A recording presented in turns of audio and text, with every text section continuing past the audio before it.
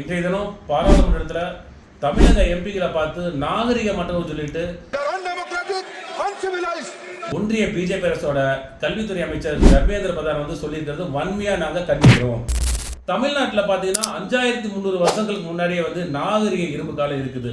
So நாகரிகத்தை பற்றி நீங்கள் வந்து எங்களுக்குலாம் சொல்ல வேண்டிய அவசியமே கிடையாது. அது பிஜேபி ஒரு துளி கூட உங்களுக்கு வந்து அது பொருத்தமில்லாத செயல்.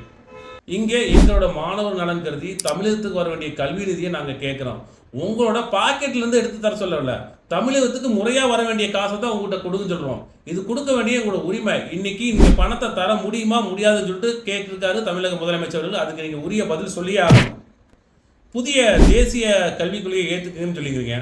புதிய தேசிய கல்விக் கொள்கை வந்து ஆர்எஸ்எஸோட கொள்கை. தமிழ்நாட்டுக்கு சுத்தமாக அது பொருந்தாது. அது எங்களுக்கு தேவையில்லாத ஒன்றுது. நாங்கள் இங்கே இருமொழி கொள்கையை படிச்சுட்டு இந்தியாவை தாண்டி அயல்நாட்டில் பல்வேறு கம்பெனியில் வந்து பெரிய ஜாப்ல இருக்கிறாங்க தமிழர்கள். இன்னைக்கு உதாரணத்துக்கு பார்த்தீங்கன்னா வந்து இருமொழி கல்வியை படித்தவங்க வந்து அமெரிக்காவில் வந்து வெல் செட்டில் இருக்காங்க, சாஃப்ட்வேர் கம்பெனியில் ஒர்க் பண்ணிட்டு இருக்காங்க.